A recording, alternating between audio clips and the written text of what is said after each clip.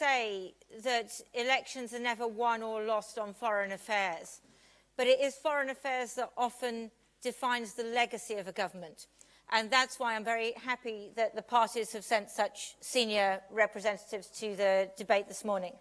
What we're going to do is I'm going to introduce them. Then they will have 2 minutes to set out their stall, and then we're going to open up for questions. And if your questions aren't difficult enough, I have some questions as well.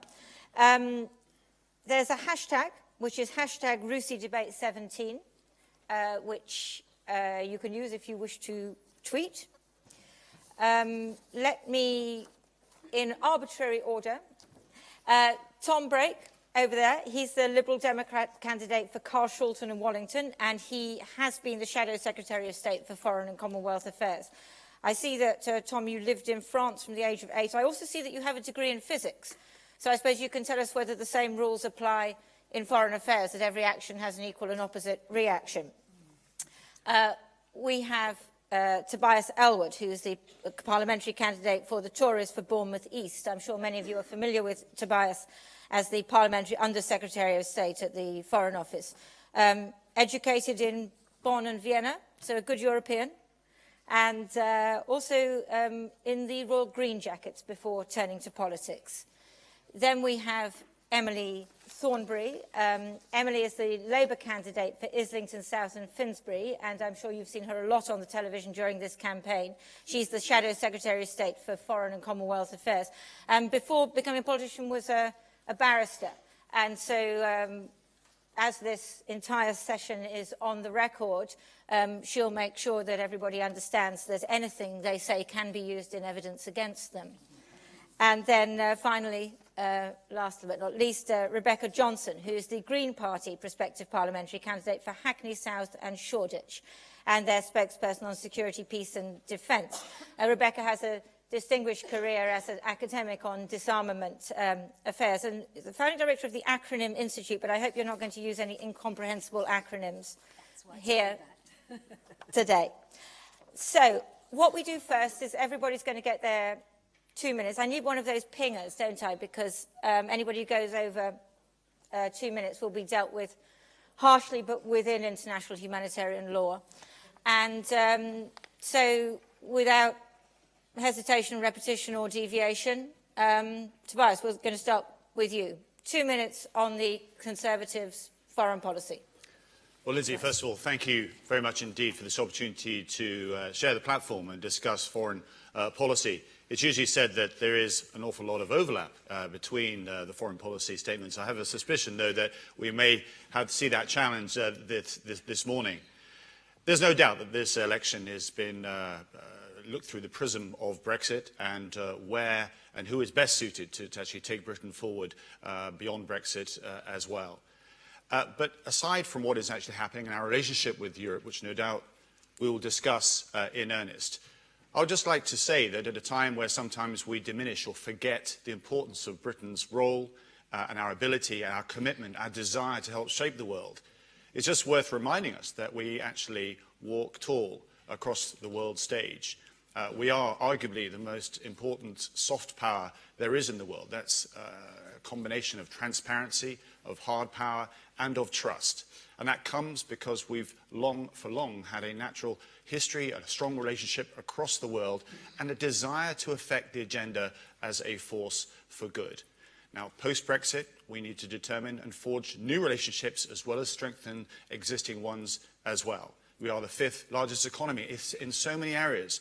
We actually lead the race, whether it comes to pharmaceuticals, whether it comes to hydrocarbons, whether it comes to defence and aerospace, and of course financial services as well.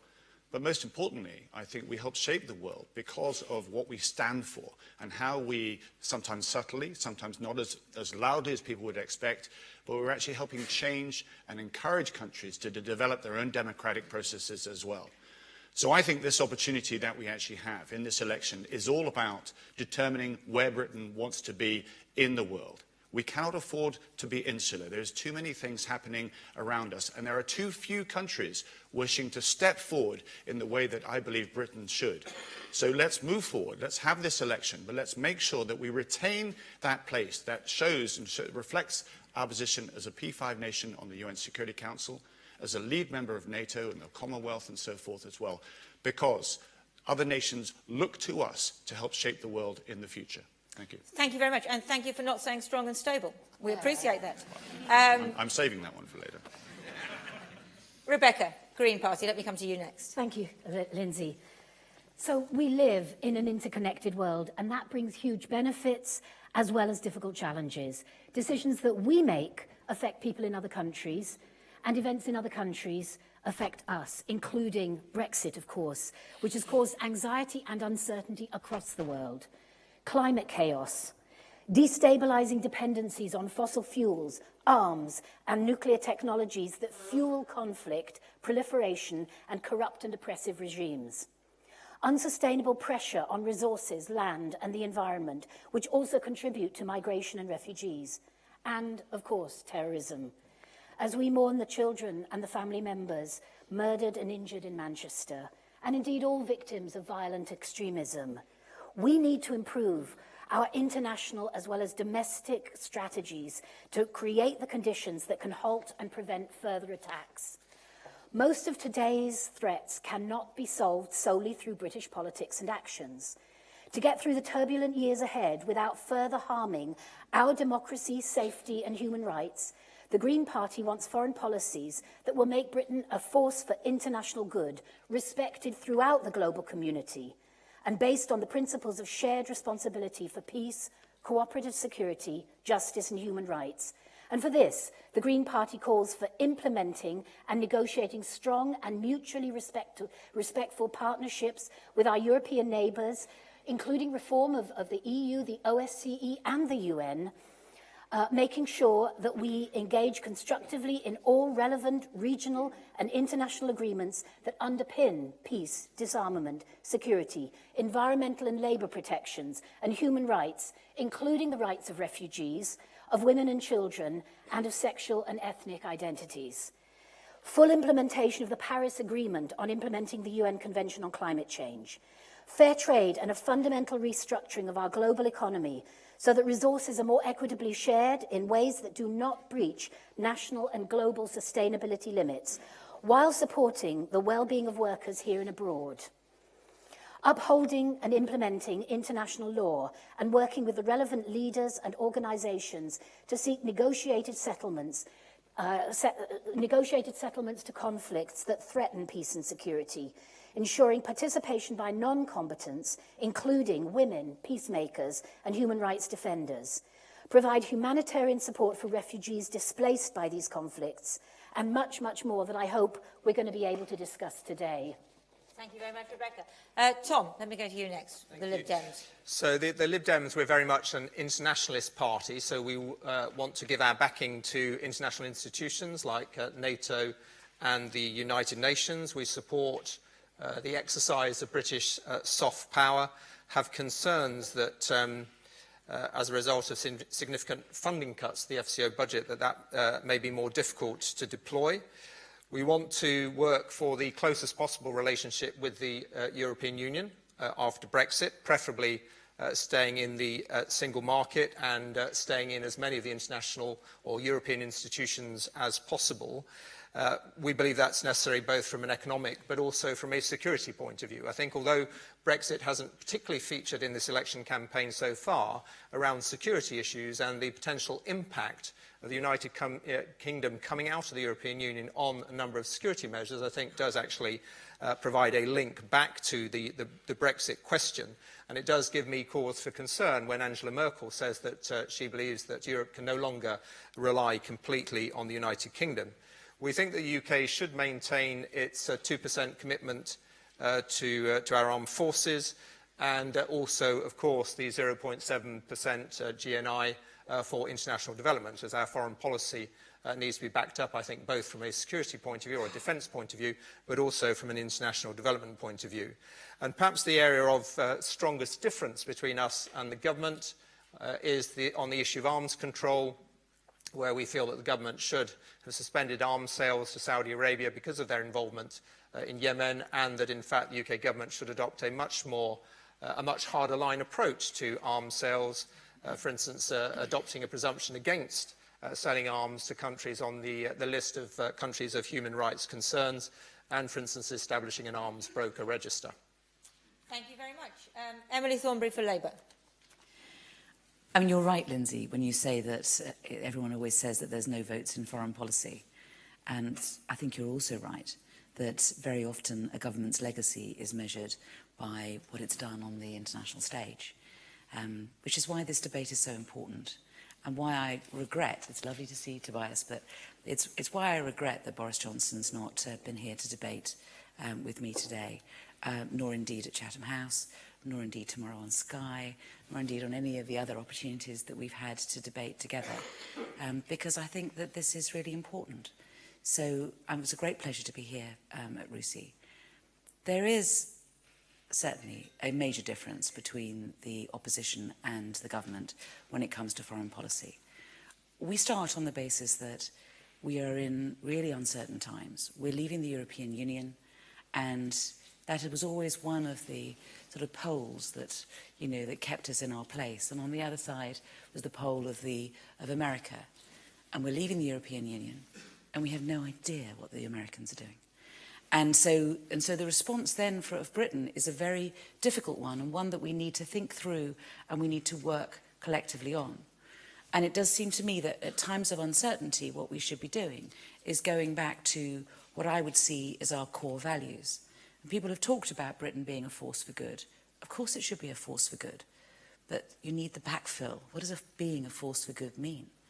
It seems to us in the Labour Party that a force for good means a government that recognises that Britain has a loud voice on the international world. There is a cacophony of voices across the world, but we could have a distinctive voice, and that could be using our place on the Security Council, our place in NATO, our place as a close friend of Europe, our place as a close friend of America, our place within the Commonwealth, our place as a country where most people speak English, a place that has the amount of soft power that we do with all our development connections and so on, not just government connections, but also the big hearts of British people that donate so much money to the voluntary sector, that do so much work across the developing world. We could really use this, and we could use it in a way that means that when the next government's legacy is looked back on, it isn't looked back on as something which is an embarrassment or seen as a mistake, but is seen as being something that was the right thing. At a time of uncertainty, Britain stepped up, and our voice was about multilateralism. We do not do things on our own. We do things as an international community. We work through international institutions. We support international institutions. Now, more than any other time, we need strong international institutions, whether that's in terms of war and peace, whether it's in terms of climate change. You know, there are so many challenges coming at us. So we need to be multilateralist. We need to have a proper commitment to human rights. And we need to have a proper commitment to peace, and those should be at the very heart of what we stand for as Britain.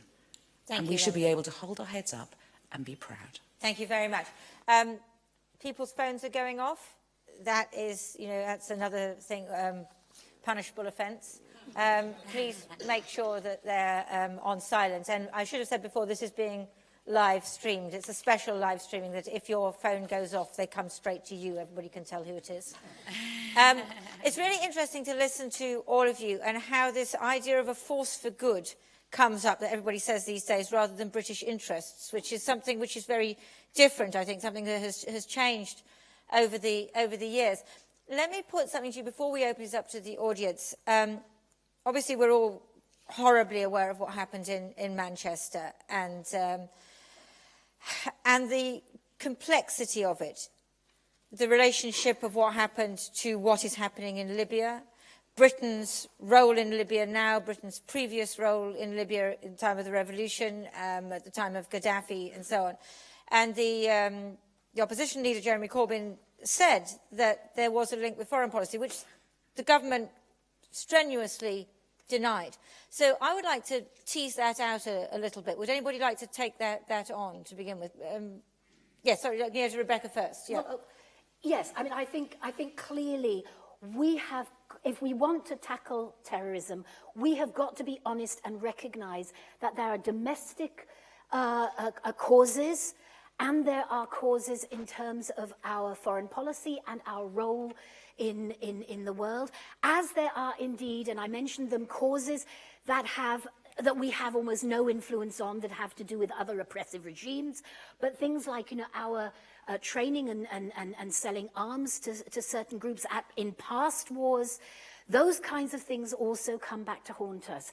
And it is just not good enough to turn around and accuse a leader like Jeremy Corbyn of appeasing or justifying terrorism. He was not. He was making, I think, a serious and intelligent point that we have to look at those kinds of issues, at foreign policy, as well as what we are doing in our own domestic policy, if we really want to tackle terrorism, which we actually should think of as kind of extremist violence, and recognise that it is criminal violence, that it's also connected in with the criminal transboundary gangs, you know, transporting people and arms and drugs.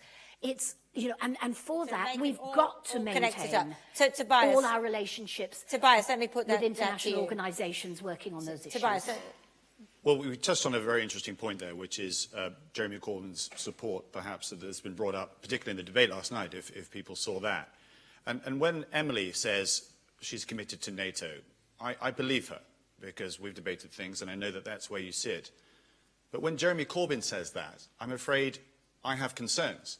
And when we've seen his past and his track record of his links with the IRA, his support for Hamas, and now, I didn't realise this, but his views on the Falklands as well.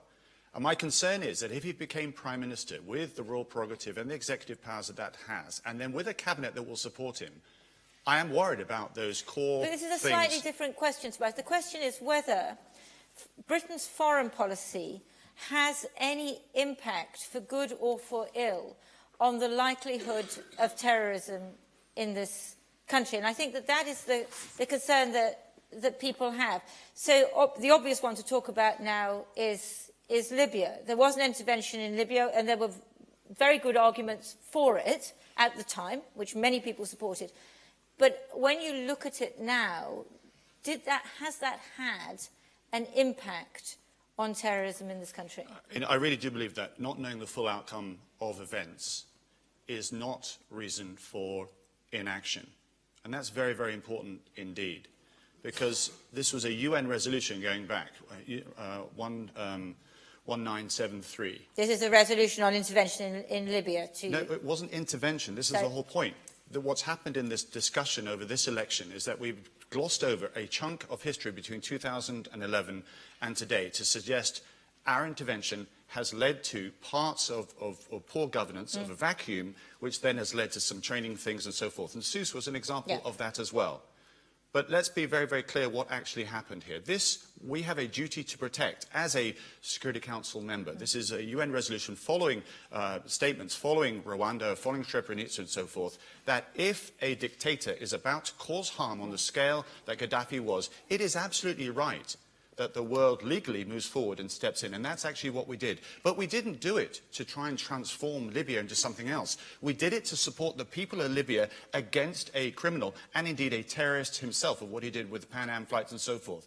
There were elections. There was a prime minister. There was a council formed, a transition council as well, and then also, of course, a general national congress. Okay, what then happened? This is an important point. Briefly. It was 40 years of misrule in a very complex society with huge tribal constructs across there. After 40 years, all these tribes found that they had a bit of space, a bit of elbow room. And yes, perhaps we could have done more, but we were asked to leave. The international community was asked to take a step back from its involvement. But yes, there have been consequences of that, which we now need to work with the Libyans to make sure that Derna and Sirte and places like this, where Daesh has now moved itself because we've been succeeding in Iraq, is not able to train those people that causes the harm in places like Manchester and Before I come to you, Emily, Tom, I noticed that in the Lib Dem manifesto you support R2P, which is protection if there is, for humanitarian reasons, responsibility to protect, which is exactly what Tobias has talked about, that there was a responsibility to protect. In Benghazi, they were bearing, I know I was there, they were bearing down on, Gaddafi's forces were bearing down, and the international community stopped a slaughter which could have been like Rwanda or Srebrenica. Is that reasonable? So, yes, you can't connect it with terrorism, it's about that. We supported that, and I think perhaps what we should have pressed for harder is what we then pressed for in relation to UK involvement with Daesh, in terms of having a very clear plan of action post-intervention in terms of how we were going to ensure that the country was stabilised, and clearly that was missing in relation to Libya. Just to come back to the issue of UK foreign policy, clearly the Liberal Democrats as a party, we, after the UK's intervention in Iraq, did point out that this would lead to making the UK more vulnerable rather than less vulnerable. I think if I have an issue with what Jeremy Corbyn has said, it's more about the timing in terms of the proximity to the tragedy that was Manchester. And of course, I think it's also worth pointing out that whether we had been involved or not in a number of conflicts, the UK would still have been potentially a victim of terrorist attacks, because I don't think terrorists discriminate between nations because they have or have not been involved in conflicts around the world. Emily. Can I talk about terrorism and RTP? So if I begin with this, there is absolutely no excuse for murdering 14-year-old girls because they're wearing miniskirts. And there is no negotiation with Daesh or with ISIS who simply want to attack our way of life. There are certain groups that you can negotiate with, and it's right that you do and that you talk to all kinds of people if there is some form of negotiation that might be available. So, for example, in the 1970s and the 1980s, speaking to various groups from Northern Ireland was absolutely an appropriate thing to do, and the government was doing it through back channels, and other people were doing it openly. But you cannot negotiate with Daesh. But the second point is this, is that people may agree, we need to recognise that a central element of foreign policy, the intervention in Iraq, has failed in its objectives so badly that the threat to this country is actually greater than it was before it began. That was David Cameron. It's not as though this is anything particularly new. The question then is, what happened particularly in relation to Libya? Now, there was a development of the doctrine of responsibility to protect, and it's hedged around with all kinds of legality. There needs to be international agreement. There needs particularly to be regional agreement. And all of those stars aligned in relation to Libya, and I voted for intervention in Libya. But I didn't vote for it to continue in the way that it did and to fundamentally destabilise Libya. And was there anything that the British government could have done about that? I think that we had to know when to stop. I think that we had to be clear that this was not about regime change. Then that would simply be illegal. I think you have, under the doctrine of R2P, given that it is done on a proper multilateral basis, you can intervene in a country so long as the international community agrees. But what happened was the failure of Libya led to two things. The first is it spooked the international community, and it's very difficult now for there to be any other interventions on the basis of R2P, because people look at Libya and they say, look what happened in Libya. And the next thing is, what happened is misery. What's happened is that there is a large amount of ungoverned space, and that directly leads to us being less safe if those ungoverned spaces are then used for the training of people, for the arming of people, who will in turn turn themselves on the West. So these are the things specifically in relation. These are the two lessons to learn from Libya. And can I say one last thing? We waited a very long time for Chilcot, and Chilcot was an extremely sensible and sensitive, lengthy report. But there were a number of lessons to learn, and unfortunately it's been caricatured by some as an attack on Tony Blair. Frankly, it is not about personalities. The lessons of Chilcot included we should not be intervening in countries unless we have an idea of what it is that we hope to achieve in the long term. It is not good enough for us to say, this is awful, let's bomb. For heaven's sake, we have to have a strategy. Otherwise, we do not make the world a safer place, and frankly, we don't make ourselves any safer. Which leads us straight to Syria, which would be one of the biggest foreign policy challenges for any incoming government. Now, this is a very unfair thing to do, which is to say, I want your Syria policy in 1 minute, because, you know, I know it's extremely difficult. But it is an acute point, isn't it? Because everybody's talking about the dangers of doing something, and Syria, we see the dangers of doing nothing. So, Tobias, let me come back to you. I mean, what on earth do you do? As Britain, quite a small country, and you know, what do we do? I think with Libya, as with Libya, it's important to keep in context what has actually happened. And just on the Iraq piece, I actually personally, I wasn't elected as an MP there. I didn't support the Iraq invasion in 2003. But once our troops had moved in, I did feel that we then needed to make sure that they had the support. And what I felt went wrong, as has gone wrong perhaps in other interventions, is much as we may win the war, we then fail to win the peace. And we need to get the whole post-conflict stabilization and reconstruction better. And I have concerns about Mosul, which I've expressed at the moment. We need to get that right. That is the core as to where Daesh in Iraq actually developed from. Mosul wasn't taken over. It actually grew from within, from the west, on the west bank of Mosul itself. Where does that leave British policy? I'm sorry? So, that's a good analysis. Where does it leave British policy? Well, there's two things here. It's just to make sure that we are able to commit ourselves to an international plan. And there is an international plan for Libya as well. It's the Libya peace agreement.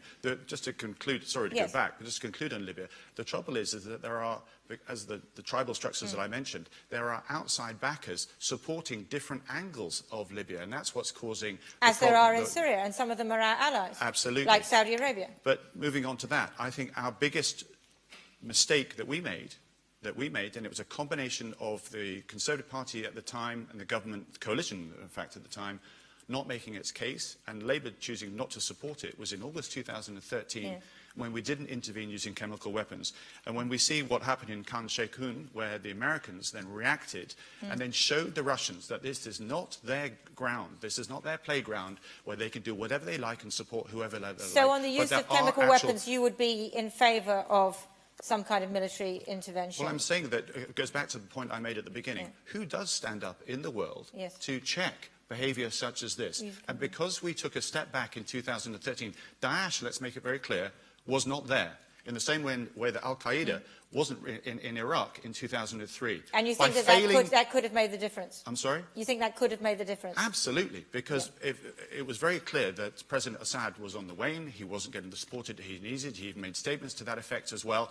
And as soon as we blinked, as soon as we stepped back and ignored those red lines that we'd made such a fuss over, Russia then knew that they could move into their, bolster their base at Tartus and Latakia, and from there, it's been very, very difficult. They've even moved the talks over to Astana. Okay, well, we need to get the talks back to the United Nations and Emily, I mean, support that's a really important point. There was a red line, chemical weapons, we balked, and now we've got this mess. Where do we go from here on Syria? Right. I mean, everyone recognises that it's a multi-layered, multifaceted civil war with the regional powers all, as others have said, using some of the forces as as a proxy for other wars that they want to make, so that it is not a question of looking for the good guys in Syria, and therefore, of course, I can't answer this question in a minute.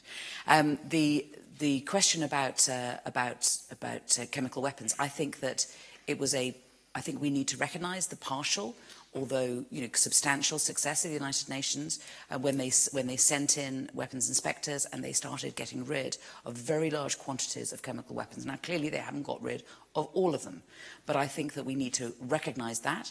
I think that Syria is probably the strongest example that there is of us.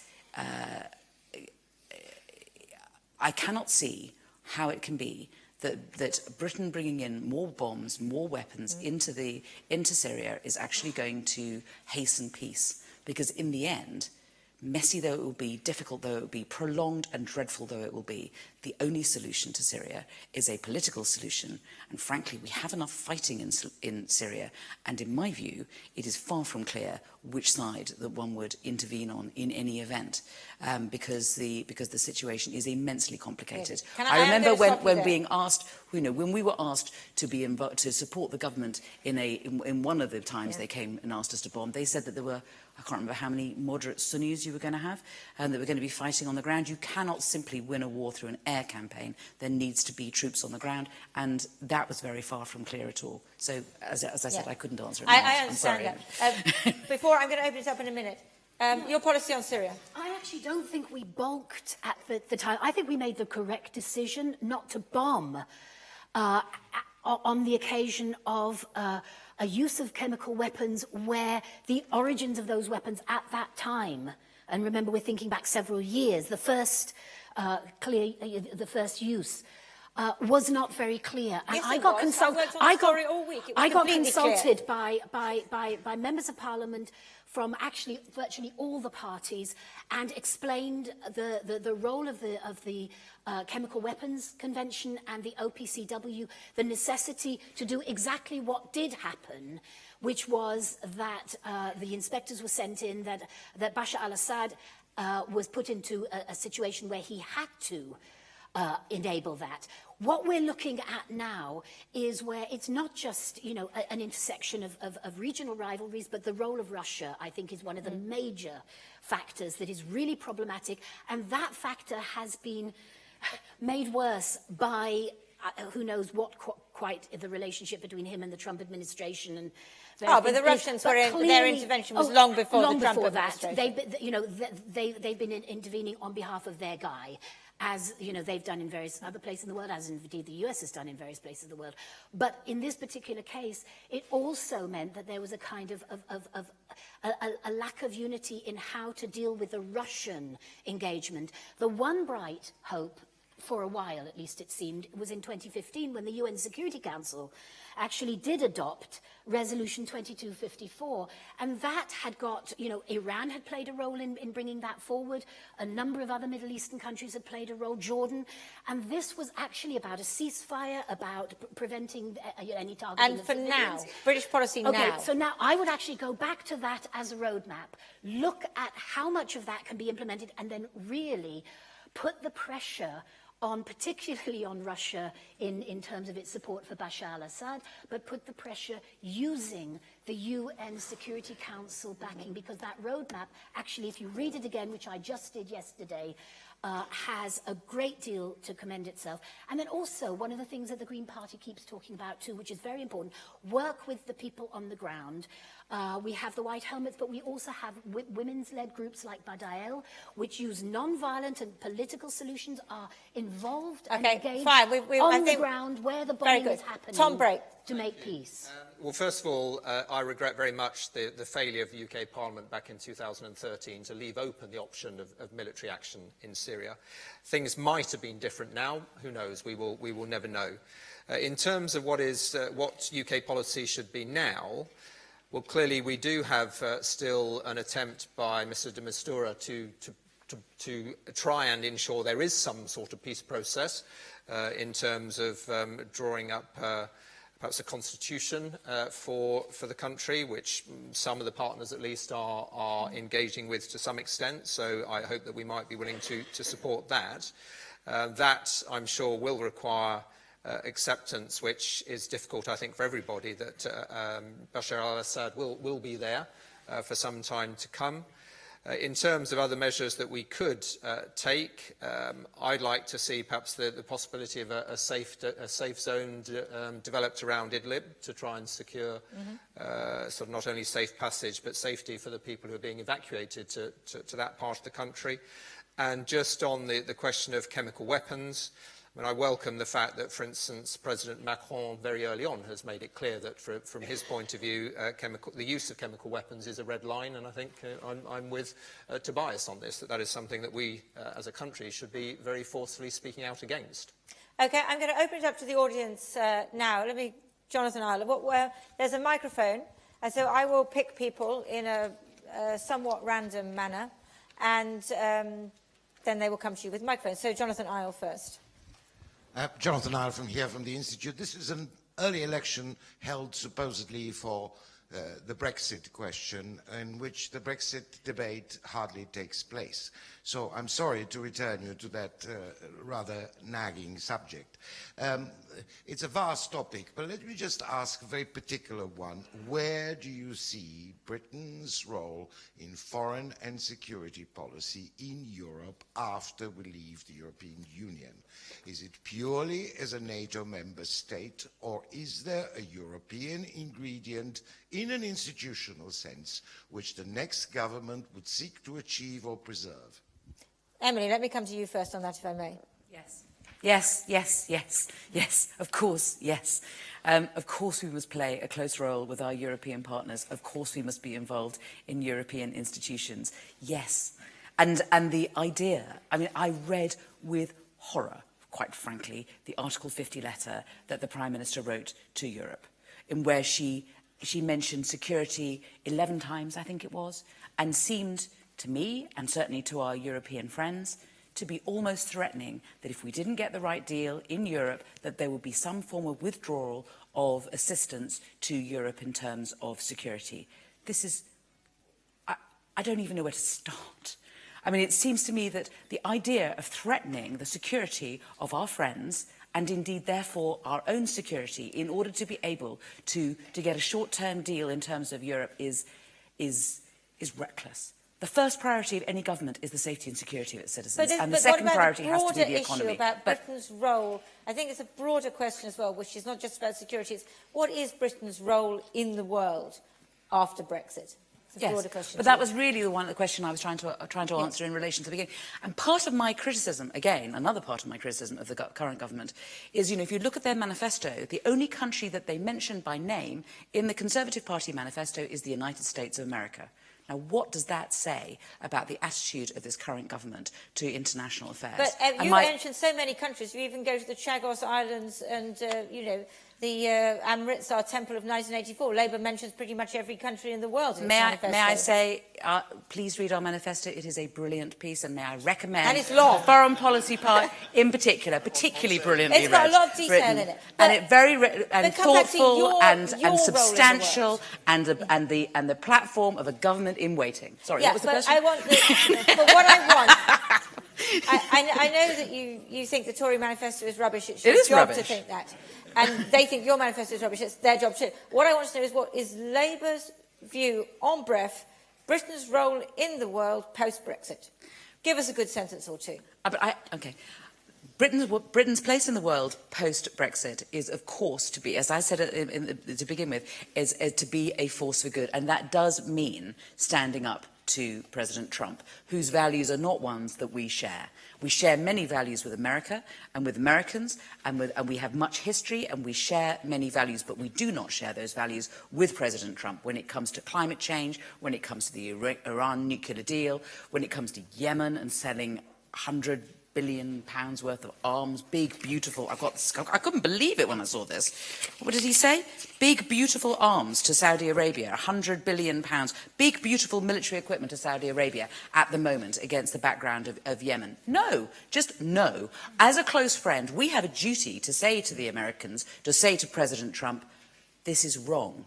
You are undermining international cooperation and solidarity. You cannot be taking unilateral action at a time like this. You cannot decide that there are chemical weapons that have gone off in Syria and therefore unilaterally you will bomb. You do not encourage the Americans to behave in this way, particularly thereafter we see this, you know, this armada going off to North Korea. These are scary times, and we have a duty as a friend of America to tell truth to power. Thank you. I have to say, the Armada, of course, first of all went to Australia. Well, yes, I know. Going in the wrong direction. I know. It seemed to go... I do recall. I think it turned around and got there in the end. Tobias, Britain's role in the world post-Brexit. Thank you. I mean, I touched on this earlier. I think Britain is rare in the world in having an inspiration and ability, a combination of both inspiration and ability to shape the world around us. And that means sometimes doing it on our own, and then sometimes... or mostly working with partners. Now, I would advocate that it actually doesn't matter what membership card you might have it in your back pocket. It's whether you are willing to step forward when it counts. And a great example of that, perhaps, could be the Ebola attack in West Africa. Nations came forward, didn't matter what organisations they were a part of, but Britain was one of them. We stepped up to the plate And that, I think, is the role that Britain will continue I'm to sorry, do. so NATO doesn't matter, the G7 doesn't matter, No, the you're UN putting words doesn't into my matter, mouth. the G20, You're- the people, the organisations you're part of are terribly important. You're jumping ahead. Let me finish my point. Of course, we can then use our influence to work with our partners within organisations as well. The point I'm referring to is that whether we're inside or outside the EU, we will continue working with the EU. And a great example of that is the leadership we showed in the Somalia conference, which took place not far from here only a couple of weeks ago. That was us taking an interest in part of Africa that is important geostrategically for us, but also for Africa and indeed other nations as well. Now, we had no need to do that, to step forward, but we felt it was the right decision. We've put money there, we've shown leadership, we've actually qualified the work of the Amazon nations that are working there, as well as the troop contribution forces, and indeed the S6, the nations that are donating funds to that, to galvanise and support the infant democratic processes that are there. That is the role I see Britain playing. South Sudan is another example, where we're taking 400 troops that were put there to help support what is actually happening there. We don't have to do this because we're inside or outside of organisations, but when we are inside an organisation such as NATO, we could then use that to say, come on with us. And often it's the case that when Britain steps forward, other nations watch what we do and they join us. And the other example is the Iranian nuclear deal as well. We stepped forward and played a role in that. And that, I think, is where hopefully we are united in this, to say we should continue doing that, regardless of what organisations we have an influence with. But the fact that we are a permanent member of the United Nations obliges us on the international stage to be aware of what's happening around the world and to have the confidence to say things and the commitments to put forward suggestions as to how things can move forward. Can I ask you to come back on Emily Thornberry's point about how you deal with the American administration? Because obviously outside of the European Union, the relationship with America becomes even more important, and I think that your party has said that.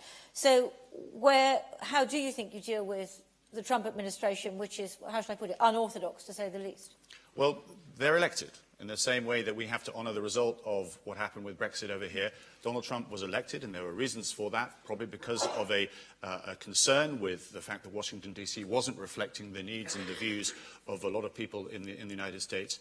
What we are finding is that when we have the discussions that we need to on issues such as the nuclear deal, for example, on Iran, where one thing... Climate change? Let's take one thing at a time. We want to work on climate change, and we will continue to putting our influence in that particular area. But let's just focus on the things that have already been done. NATO, if I remember rightly, all sorts of things were said. Now, we know things, as we are seeing now, things get said during elections. But it was actually very, very clear, some of the words that Donald Trump was using regarding to NATO, regarding to the Iranian nuclear deal, and indeed to other aspects as well. They are our closest strategic ally. They like-minded in thinking in the long term. The bonds that we have, we communicate with them every single day. Of course there are hookups occasionally. Of course there are things that challenge us. But the fact is that the friendship and the trust is deep enough for us to then move forward. So we are seeing, and I saw this myself when I visited the United States only a month ago. I visited the National Security Council as well as the State Department as well. They are eager and keen to understand what our view of the world is. And that, I think, is what we provide the Americans, more so than anybody else. Going back to the Second World War, First World War as well, is alternative thought. Yes, they have the might, they have the huge power that they actually have. But we often provide an alternative thought, and that, I think, is important, and they respect that. Thank you. Rebecca. Yes, I'd like to answer this question because I think it's a very important one. Thank you for that, Jonathan. Because maybe it's helpful to be in a position of a practitioner in these areas and therefore not so subject to the flattery that it seems to me a government may be getting, that is allowing them to delude themselves with their own rhetoric about Britain's place in the world. Because frankly, I was recently in Jordan at meetings about the Middle East and then for 2 weeks in Vienna for the Non-Proliferation Treaty. And I can tell you already the UK is losing ground and influence in some of these key areas of soft power and because of Brexit, and having a seat on the UN Security Council is actually not compensating for that. So we do have to look at the world as it really is and not with some deluded vanity of past Rania, because Brexit is already harming British interests, and through that, harming our ability to do the kinds of influence in positive ways. It may also harm our ability to do negative things, so maybe that's a balance. But on specific things, I'm really concerned, for example, this notion that we can pick and choose what of the institutions of the European Union that we go with. So the government acts as though, you know, the Schengen information system, which is vital for us in terms of informing about the transboundary trafficking of this is young men. This is all what will be part of the negotiations. It will be, but it concerns me because that is connected also, for example, to the European Court of Justice, which. But that's all part of the negotiation. That's not really Britain's place in the world, is it? That's a specifically it's all Brexit connected. thing. And at the defence debate last week, I talked about the concerns about Euratom Treaty. And that again, the government seemed to be playing fast and loose with that, the nuclear regulation here, and you know, governing the relationship between the nuclear relationship between us and France and various other European countries, and so on. And frankly, Harriet Baldwin, who was representing, because you know, the Defence Secretary hadn't bothered to turn up, clearly had no idea what the Euratom Treaty was. You cannot go into negotiations unless you understand how these different treaties, agreements, negotiations, relationships, including the European Court of Justice, all intersect and interrelate. Thank you. And the final point I want to make is we keep hearing, and we heard again last night, the Prime Minister saying that she'd prefer no deal to a bad deal. Now, I did my PhD in multilateral diplomacy and theory of negotiations I got. And one of the things about that is the no-deal option reverts to the status quo. So if you're actually engaging, for example, in negotiations to resolve a conflict, which you know we keep entering into and trying to resolve, no deal means usually that the conflict continues. It's the status quo, and then you try to work it out again. So is that what the Prime Minister means? That actually we would then stay in the European Union? Now, that's a novel concept. You know, that would be an interesting thing, because that's the implication of saying no deal rather than... Now, I think she doesn't mean that at all. I think she doesn't mean that. I think she means we would go in the most, I think largest Rebecca, level she doesn't of mean chaos. that. But it's an interesting point. But Tom, without let me come any to you. proper agreement to safeguard our security. I want the Lib Dem, right, you're very anti-Brexit, we know that. But in the reality of the situation we're in Britain's place in the world. Well, I mean, first of all, my worry is that Britain's place in the world has been permanently diminished as a result of us coming out of the European Union. And I was talking to a senior diplomat from one of the BRIC countries recently who was saying, well, we don't really need to bother about the UK anymore because we'll assume that they'll swing in behind the US. And as long as we got the US and the EU on board, then we're fine. So I think that points to a diminution of Some UK... people would say it was forever thus. I mean, it's very rare that, you know... But I think it's become more pronounced. And I think the role, for instance, the UK had as a bridge between the US and the EU, clearly that is now in jeopardy. And the influence that the UK derived from its EU membership, I think, also is on the wane. Given that the government are at the same time cutting the FCO budget from 2 billion to 1.2 billion in this year, seems very difficult to me. You'd expect them to be gearing up to have more people in Europe and abroad to strengthen you know, to deliver this global Britain that the government are promising, but that doesn't seem to be happening in terms of the resources allocated to it. As far as NATO is concerned, clearly, yes, the UK needs to remain very heavily involved, partly to bolster NATO against Trump's frequent attacks on NATO. And as far as UK involvement with Europe is concerned, I think, as RUSI, you have speculated, it may well be that actually that the position the US is adopting may push the UK closer to the European Union than perhaps we would have thought would be the case if President Trump hadn't been the American president. So that might lead to perhaps even closer cooperation. Clearly, there are already very extensive cooperation around military projects between, say, France and the UK, and the UK is, and I welcome this, playing a very significant role still in terms of deploying troops to states that might be vulnerable to I want more people in the audience to have a chance. So, lady in the blue here. Isabella Oakeshott. Can I ask the panel what your perception is of Russian activity in the High North, and whether we perhaps have a blind spot on this? Are we, along with NATO, doing enough to monitor and contain it? Yeah. Russian activity. Do you want to just tell us what, just in one sentence, what you mean by Russian activity in the High North? You're talking about submarines, you're talking about buzzing with aircraft? So the expansion of military assets and what the true ambitions are there of Putin. Yeah, expansion of Russian military assets and Putin's apparent aggression. And actually, I would sort of broaden it out slightly as well. I mean, Russia in general. I mean, I don't know if anybody read, there was a very interesting piece in the New York Times today about basically the Russians increasing their influence in Italy because they see a void with there's no American ambassador. They don't see Trump being involved in the Russians moving into the space as we've seen in many other times. Who am I going to go to first? Who wants to go first? Tobias wants to go first. I think it's a really important question, and it's not just in that neck of the woods that we're seeing Russian expansion. They are investing heavily right across their defence architecture. And we're already seeing signs not just in North, it goes all the way further down. My constituency in Bournemouth, we've had aircraft that have circled all the way around the British Isles, come around to that location, then head back again, testing us, if you like, to see how much of a response that we actually have. And a week doesn't go by without us seeing another aircraft of one sort being chased away, if you like, because our typhoons have had to be mobilised. And what we're also seeing is the planting of flags, bizarrely, in the water by Russia as well, claiming the grounds or the waters, the maritime footprint too. And this is in combination with the melting of the ice caps, where it'll soon be quite easy throughout the year to be able to transit from the east to the west, but going over the North Pole as well. So this is all part of their Russian tactics to be able to control this space as well.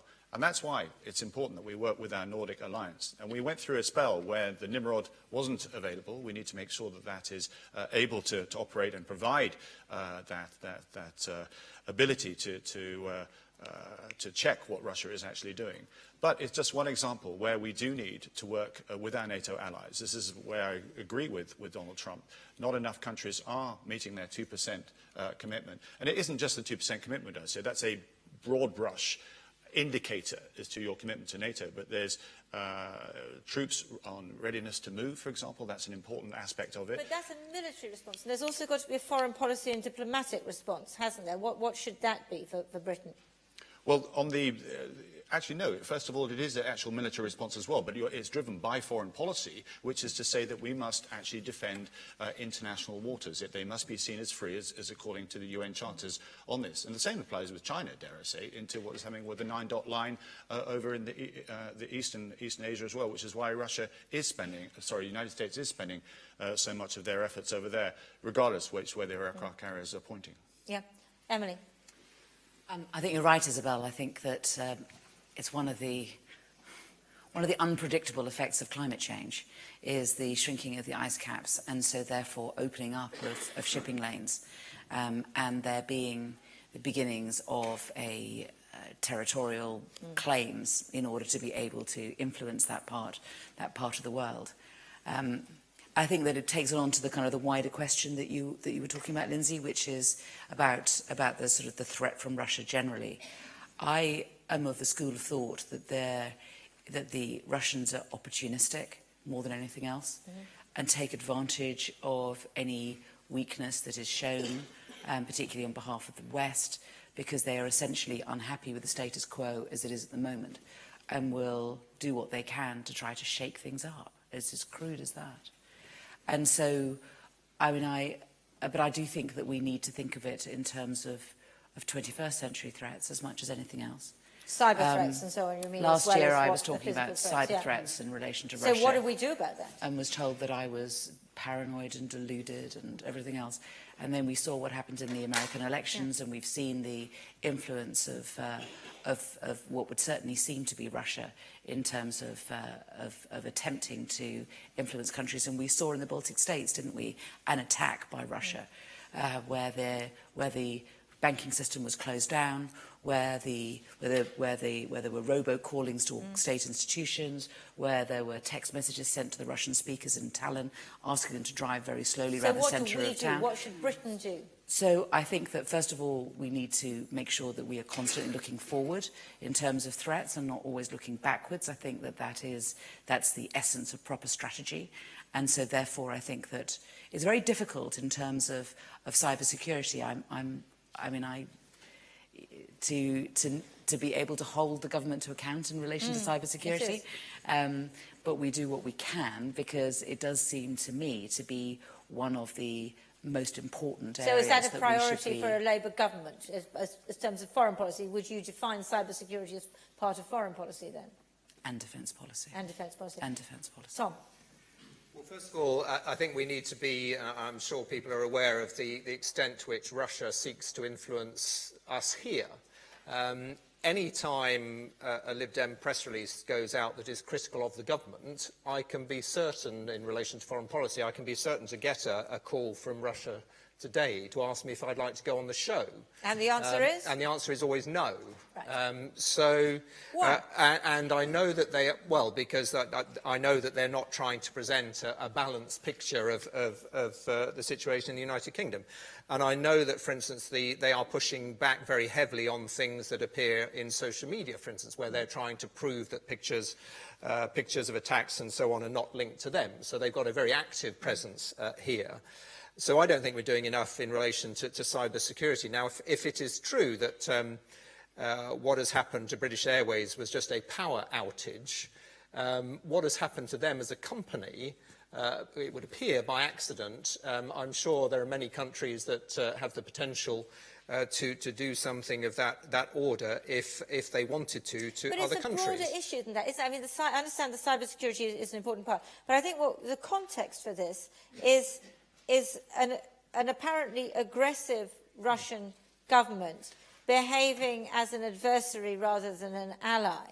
And so that's a broader foreign policy question and that's why we support the deployment of troops to the Baltic states, as the UK showing that we are willing to stand up and be counted. And it's also why, again, I have concerns around the UK leaving the European Union, because the UK has played a very significant role in making sure that sanctions apply to Russia as a result of Ukraine. And my worry is that once the UK leaves, that the EU countries will not be quite as committed as to that.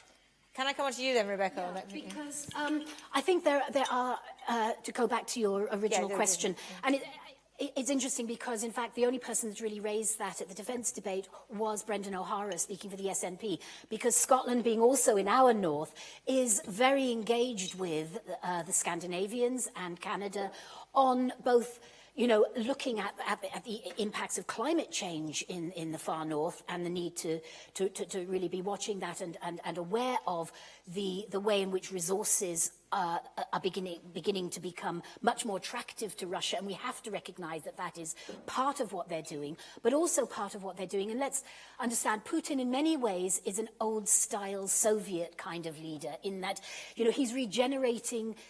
It won't last for very long, but he's trying to regenerate the Russian economy through military expenditure, really expansion of the military. But it isn't the Soviet Union. It is a different world.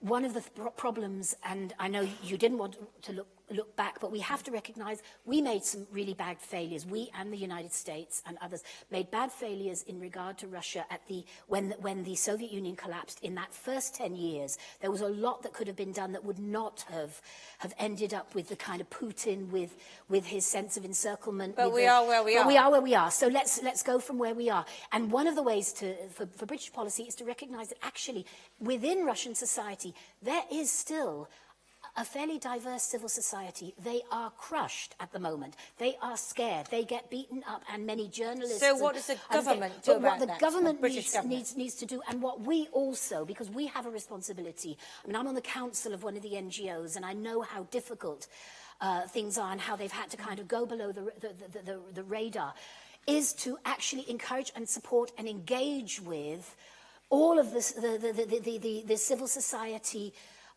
organisations and Democrats, because they are there, who want to move Russia beyond that Soviet-style sort of sense of being cornered and encircled. And NATO actually has to stop creating and feeding into that sense of being cornered and encircled. In terms of the High North, I think that to a large extent, what the Nordics are doing is the right. They are engaged. They when they're feeling that the posturing and the testing, they are pushing back, but they're also engaging.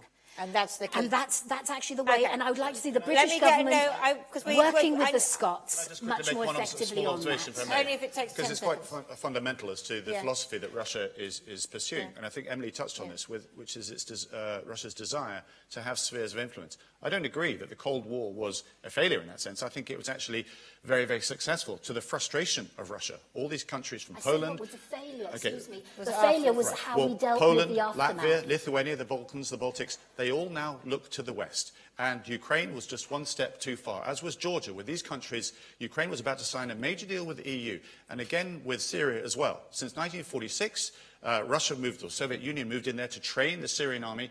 They don't want to lose that ability because to influence or have that patch of the world which is under their control. Yeah. And I think that's the challenge that we face, which is why they're now looking elsewhere, including the Nordic points, which was made just now. And also Western democracies. Are there any questions in the back? I'm looking for questions in the back. The gentleman there. Yeah. I was going to the gentleman behind. Sorry, the gentleman behind.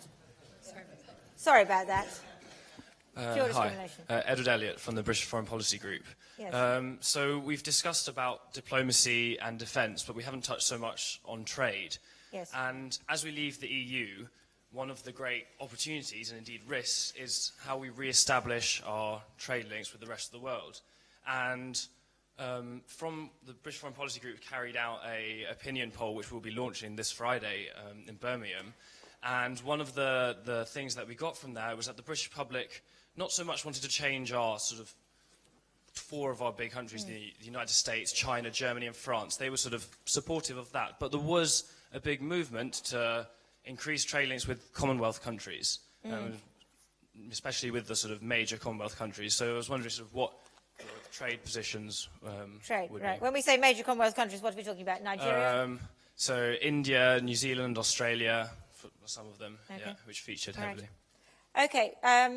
Trade. We're really, I suppose this is another Brexit question, really, isn't it? So, Rebecca, let me come to you briefly. Trade in a post-Brexit world. Because I did raise that issue briefly in my opening remarks, because we actually we support trade, but we think that there needs to be a fundamental restructuring of the global economy, and we it's not free trade at any cost. We do not want to be the human rights, labour abusing sort of so you don't really like country for cheap labour, plus the world's tax haven for corrupt and abusive regimes. We do not want free trade on those kinds of levels, which I'm afraid is the kind of thing that Trump would be looking to get. So what we should be doing is is trading relations, and this is where the EU did provide some checks and balances more than is in the WTO, the World Trade Organization. So you'd like to keep those checks and balances? We want to keep the kinds of checks and balances that safeguard environmental rights,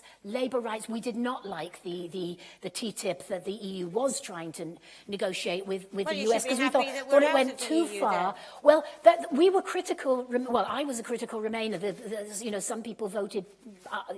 From the Greens voted either way. What we're saying now is let's look at the terms and conditions of the final deal that the government manages to get.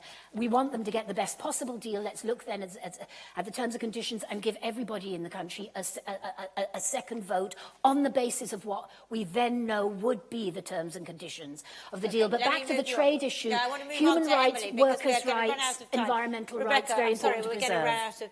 Emily, free trade. Let's... So, bye-bye EU, hello Commonwealth again. Yeah. I think we need to be hard-headed about this and think about what structures it is that we're going to be trading within.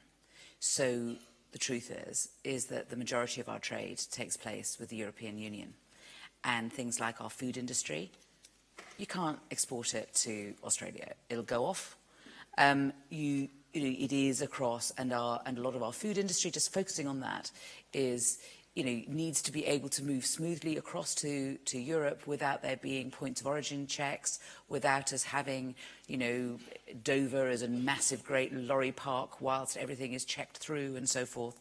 So I am very concerned. I am very concerned about the practical effects of us leaving the single market, but also about us leaving the customs union.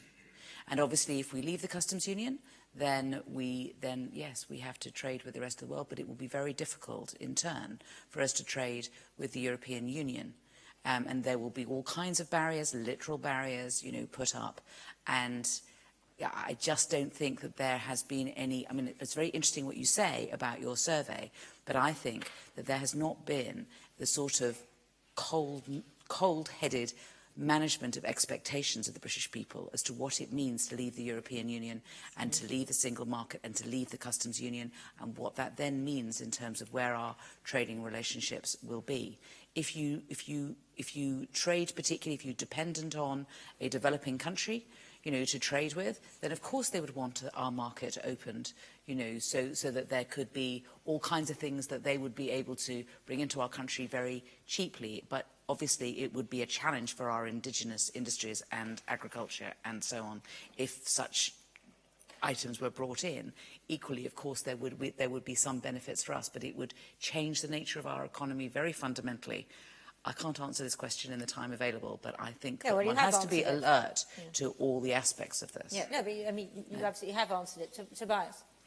Well, we know we're leaving the European Union, therefore we're obliged to be envigored to seek new markets with friends and or develop markets with friends, and indeed develop new markets with allies that perhaps we haven't wandered into. And it's really important to understand that that's why Theresa May, the Prime Minister, set up the Department of International Trade to be able to do exactly that, to be able to look around the world and say Commonwealth countries, New Zealand, Australia, great examples, but look further afield. We are already making a huge impact. We are, as I say, we stand tall across the world from telecoms, for example. Vodafone is the biggest company in Egypt. BP is one of the biggest companies in Oman. Agreco is one of the biggest companies in the Ivory Coast.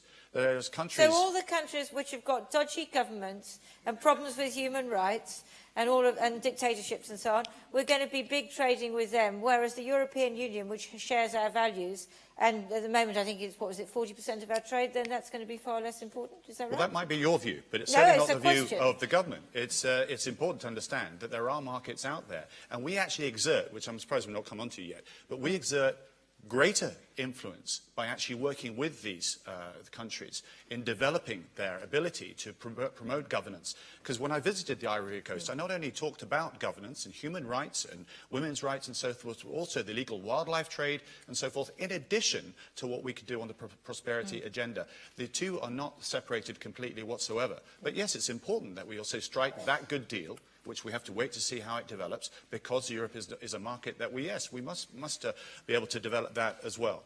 But I just simply make the case that we are in a very strong and powerful position. When I go across as the Minister for Africa and the Middle East, I find countries, Uganda is a great example, of saying now that you're liberated from the EU, come along and do more business. We need desperate for infrastructure investment. Because they want a different terms of trade than they have with the EU, or what? If I can finish the point.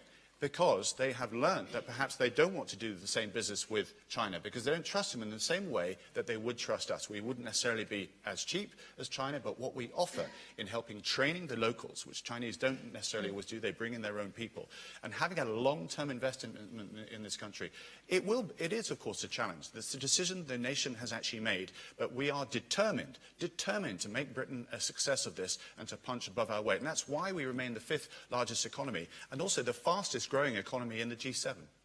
I'm interested in that point, because I totally understand that point about, people in Africa aren't necessarily satisfied with the terms of trade with China. But what I'm interested to know is, do they make, in Uganda, for example, a distinction made between EU countries and Britain? I mean, is there any reason for them to be happier to trade with Britain outside of the EU, or does that just make it more difficult for them? Yes, in many countries, the perception is that we don't need to go through the prism of Brussels and everything that is dealt with there, but we can actually strike trade deals not just with Uganda, but there's oil and gas opportunities there, which are not just for Uganda, but for Tanzania as well, and South Sudan. And that's what I've been encouraging, is actually a collective You want effort. an oil deal with South Sudan right now, in the middle of the civil war, when all the oil companies have all pulled out? How long does it take to strike the oil deal and to get it actually working? Many, many years. What does South Sudan need more than anything else like that? It needs income streams. Otherwise, they have to resort to the support they get from international countries. It's a long time down the road, but there are oil fields in the South Sudan. And what they need more than anything else is hope and a vision. And providing Uganda is putting up a gas pipeline, taking it to the coast, all the way up to the north of its country, I spoke to the President and said, would you entertain the idea of going a bit further and helping the South Sudanese? And he said, if it leads to peace on my northern border, then I'm absolutely in. That's the logical way of doing it. Of course, the situation there is precarious. That shouldn't prevent us from looking in the long term. Thank you very much. Tom, trade. Clearly we want to develop trade with any nations that we can within reason. Obviously, at a point when the European Union countries are starting to see a turnaround in their economy and some strength coming back to that, then it would be a pity if we closed our eyes to what represents 44% of our market and potentially a growing market. I guess the difficulty with trading with the Commonwealth is that there are geographical reasons which make it more difficult. Obviously, cost tends to go up with distance, and also, as I understand it, I think from the Commonwealth Trade Minister, that there are relatively few people who are specialists within the FCO or international trade in relation to the Commonwealth. So we need to either move people over who currently cover European matters or keep them there and at the same time grow the number of people who are Commonwealth specialists if we're going to try and Well, you can't do that while Brexit's being negotiated, can you? Because we've already got a shortage of people well, absolutely. So I think Brexit. it'll be very difficult to respond to that, to be able to capitalise on increased trade with the Commonwealth. And I suppose my concern is that, very much like Donald Trump going to Saudi Arabia, that the focus is on trying to make trade deals with people with whom we don't have particularly shared values. And whilst I recognise the government need to trade with countries around the world, I don't think it's necessary, for instance, for Liam Fox to talk about shared values with President Duterte. Very right. Okay. Gentleman here, and the gentleman who I denied the microphone to before. It's on, is it? Yes. With the doomsday clock having been moved to 2.5 minutes to midnight, yes, what initiatives can we try to take to reduce the risks of nuclear terrorism and nuclear war? Okay, I mean, that's really a defence question rather than a foreign policy question. So I would like people to answer it very quickly, because it was answered last week in the debate last week. So give me a one-line answer. I was actually on the board of the Bulletin of Atomic Scientists for 6 years when we decided to change it from not just looking at nuclear catastrophe, human-induced nuclear catastrophe, but also human-induced climate catastrophe. And it's necessary to recognise that both of those aspects were part of the decision to move it to the 2 minutes to midnight. And some of that was a reaction to Trump's election and the concerns about the kind of relationship between the US and Russia and the way in which that was going.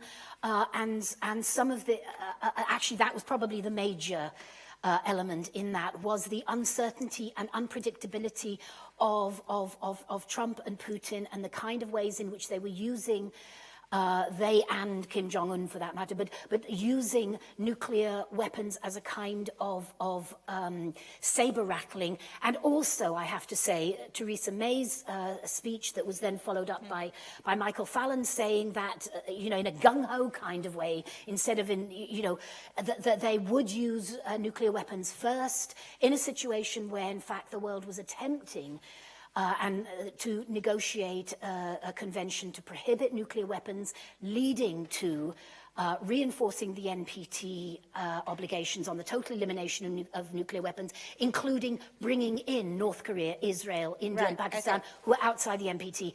So I'm hopeful that as that treaty does get, the final part of the negotiations is likely to take place in June and July I'll be going out to New York for that will prompt a rethink. But it is a worrying time, and we mustn't forget that the climate chaos, and again, Trump's attitude of climate denial, were very large parts in the decision by the scientists of the Bulletin of Atomic Scientists to move the clock. We can move it back. It has been moved back, and we can do it again. That's an interesting point. I think actually it's a good point. We could talk about North Korea and also about climate on this. Emily? Yes, I think... I don't want to lecture people of RUSI about this. I know that I'm in the presence of a number of experts, but we are under an obligation as a nuclear power under the Non-Proliferation Treaty to be actively working towards a nuclear-free world. And sometimes people forget that. They don't forget it in countries that don't have nuclear weapons, and indeed they don't forget it in countries that are getting increasingly impatient at the nuclear countries for seemingly dragging their feet in the way that we have, dragging their feet and perhaps not even turning up. I mean, the fact that those countries that have nuclear weapons are not even pitching up at these talks is something which really does need to change, and certainly would change under a Labour government, and we would, at the very least, we would be there, and we would be engaged, because the only way in which we can be assured that we will not end up in a nuclear winter, in a terrible nuclear war, is to get rid of nuclear weapons, and we have to be serious about it. And we don't even talk about it anymore. It's as if, everybody says, oh yes, I'm a multilateralist, but they do nothing about it. And so would that be a priority for a Labour government? It's certainly part of our foreign policy, and something that that I would prioritise, that I know that Jeremy's prioritised, and that's very important. And I think the additional aspect, which is perhaps even more of an immediate threat, in my view, is the aspect of climate change. Yes. And what is Donald Trump going to say in the next few days about the Paris climate change agreement? Which actually is supposed to be this week. He will say whether he comes out of it. And to what extent has Britain's so-called great influence on Donald Trump really helped? Yes. Actually, let's put that to Tobias as a very specific example of what we're talking about here, because it is just the climate change thing. Is there a way in which a British government can influence an American government on climate change, given Britain's position on it? Yes, I think it's something that we need to continue to work on. So we've had the focus of the general election that has been taking place for the moment, and I'm sure that there'll, not just climate change, but there'll be other matters as well that we'd want to have an in-depth conversation with the Trump administration. What we are finding is that when it comes to the serious matters of, let's say, engaging in Syria, as they did because of the chemical weapons use, it's the people such as Rex Tillerson, such as McMaster, such as Jim Mattis that step forward. And Donald Trump does listen to them. And that's important to recognise that much as of all the rhetoric that I touched on that took place during their presidential election themselves, there is scope for us, for the Trump administration to advance their point of view. But on the Paris agreement, because there is a concern that they will pull out of the Paris agreement. Is there any, I mean, I realise that our policy is to remain within the Paris agreement, but I suppose I'm asking whether that's an example of something, whether there's an influence that Britain can have on that. And if you've been talking to them, can you tell us, are they going to pull out or not? If I can just make the point to say that this would be our continuing ambition to advance and work with the Trump administration in this manner. But the election itself has prevented us from, because of PERDA, to be able to sort of continue these works. If I can get back to the position of the nuclear deterrent, which I think is very, very important. Yes, I share with Emily, and I think across the board, we'd like to see a world without nuclear weapons. Absolutely. But there remain countries that have nuclear weapons. And it would actually be wrong for us to then step back and drop our guard whilst there are others that might cause us harm. And it's very, very important that we advance forward in a way that actually makes sure that all these weapons are actually removed. I've attended the conference in Vienna myself, and absolutely right, some countries didn't even bother to turn up. We have reduced our stockpile as well, and we've also done more than that as well. The Iranian nuclear deal, the Iranian nuclear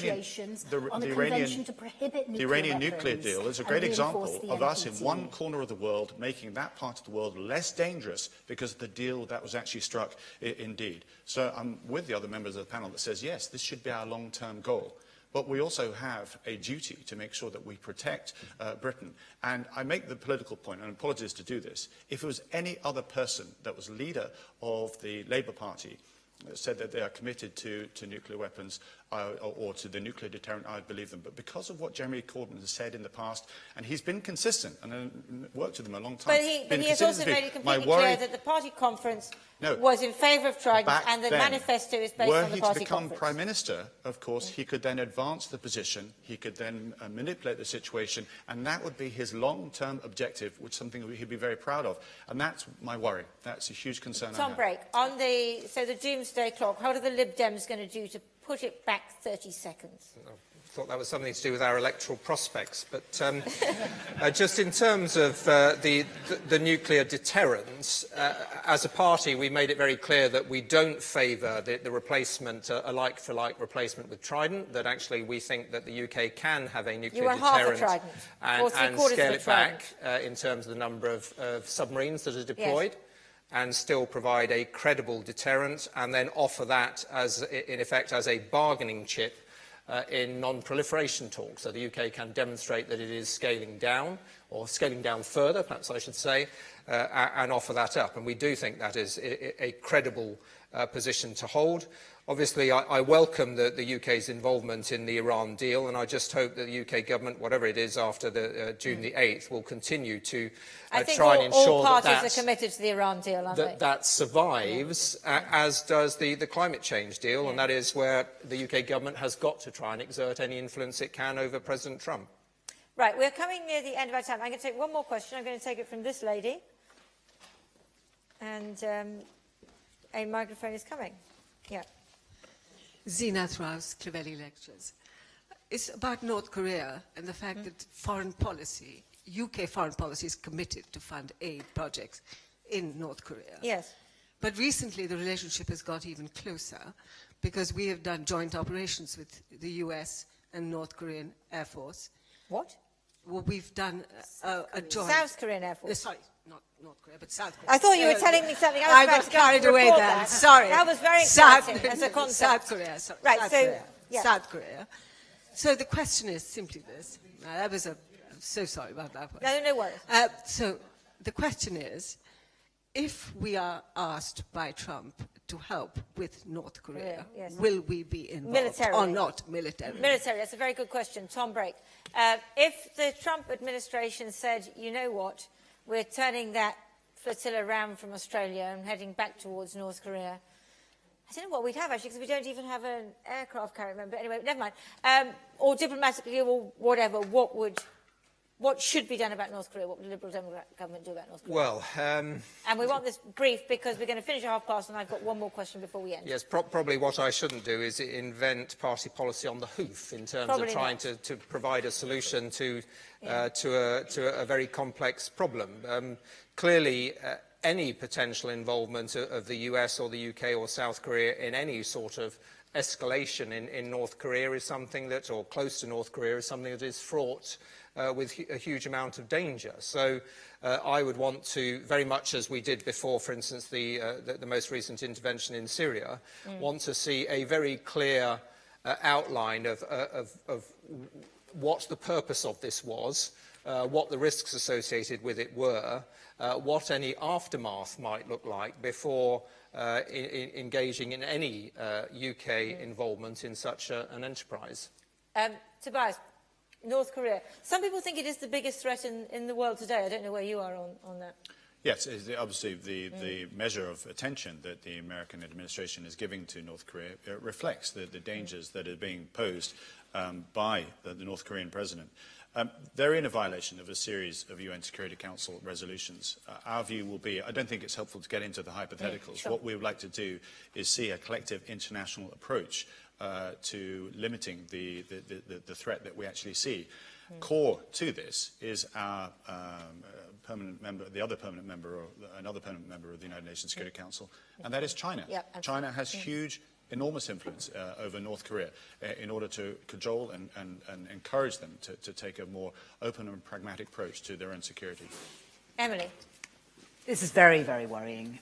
It's certainly thought that during this presidency, during Trump's presidency, North Korea will be able to develop a means to deliver nuclear weapons to America. And so the question is, what can be done to stop this? President Clinton, when he was in the White House, looked at the military option and looked at kind of the obvious, which is that the military assets are hidden very often. They're underground. It's very difficult to know exactly where they are. The level of intelligence in relation to North Korea is not everything that one would hope. And it isn't just nuclear weapons, it's also biological weapons and chemical weapons. And the capital of South Korea is only a couple of miles away.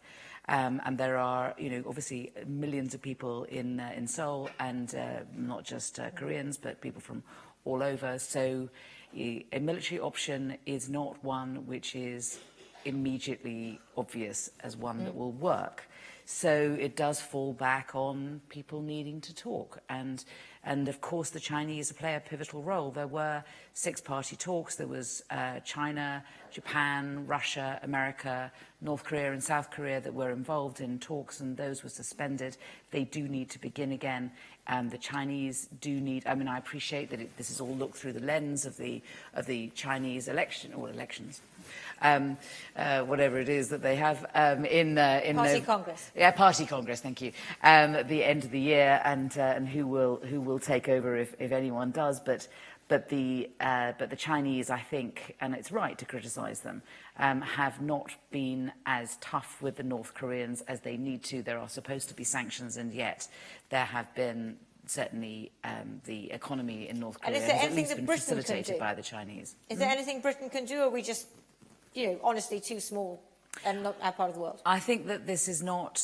I think that we. Again, apart from our role on the Security Council, I don't think this is an area that is that we can directly influence. Okay. I personally think there are many areas that we can directly influence, but this may be one of them that we don't.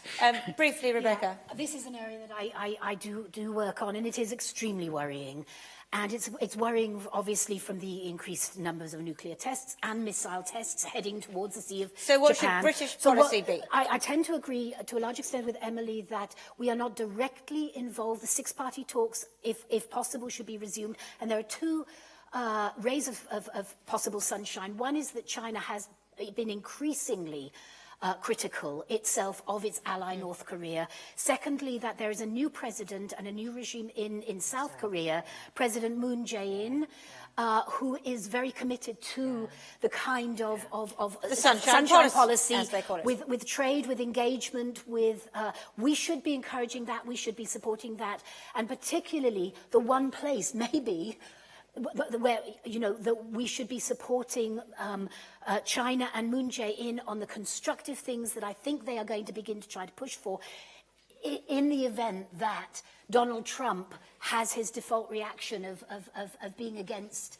anything the military. And we should be aware that THAAD, the missile defense program, and these military exercises actually are inflaming the situation. Thank you. Yes, Emily. Let me ask Emily what's coming. Sorry, something I forgot, because I have spoken to people who've been involved in North Korea, and who have been, the difference between us and the States, obviously, is that we have a diplomatic presence there. Yes, we have an ambassador. We have a level of engagement with North Korea that other countries don't. And so when you ask what we can do, actually we are engaged, and we're one of the few that are. And so perhaps our influence is greater. And I just hadn't thought about that. Sorry, it's a very good point. Yeah. It's always a very lonely person, the ambassador in North Korea. When you go to Pyongyang, he's one of the very few British ambassadors who's desperate to have a drink with journalists. So. Before we end, and we're supposed to end now, but they're going to let us go over, which is, I just want you all just to think for 1 minute, just to give us one sentence which distinguishes your party's foreign policy from the others. So just have a brief moment to think about it, and then I just want one sentence for the audience to go away with, and if anybody, if their mum says to them, oh, what was it about? Then they'll say, well, this is what sums up the difference between their foreign policy from all the others. And the unlucky person who goes first is Rebecca. Okay. The Green Party policy would be that Britain's force for good in the world is as a reliable, stable partner in cooperative security, in tackling major issues like nuclear weapons, climate change, and trade on the basis of human rights and equitable sharing of the world's resources, and to tackle the major security challenges that we face. Very good. That was very good. That was all in one sentence. There were a lot of ands in it, but it was one sentence, so it's very good. Tom. Thank you. I think people should support the Liberal Democrats because we are committed to international law, international institutions, putting human rights at the heart of our foreign policy, and on the subject of Brexit, which hasn't been much debated today. We would press for the least damaging Brexit to the United Kingdom, seeking to stay in the single market, the customs union, providing rights for EU citizens in the UK and rights for UK citizens in the EU. Emily, what distinguishes the Labour Party foreign policy from all the other parties? I think that we would value the brains trust that is the Foreign Office in a way that currently they are not. We would be less arrogant but more confident, and we would have I think, a place in the world that people could be proud of. It doesn't have to be this way. Tobias. Well, thank you for today's debate. I think it's been very helpful indeed in understanding the different positions. From the Conservative perspective, we want to remain outward-looking. We want to keep our doors open. We want to make sure businesses are able to invest in here and we are able to prosper together. But we also want to make our mark on the international stage. We need to have that self-confidence that we can, through our diplomatic reach and indeed through the economic links that we actually have, to punch above our weight across the world, to take advantage of the fact that we're now not working through the prism of the European Union. We have a role to play, ever more so than ever before, given the challenges that the actual world faces. And I do believe with a strong and determined Prime Minister in number 10, we can fulfil that role. Thank you all very much. So thank you very much, Tom Brake, Tobias Elwood, Emily Thornberry and Rebecca Johnson, and thank you very much to the audience for your questions. Thank you. That's all right. I hope that was good. Oh.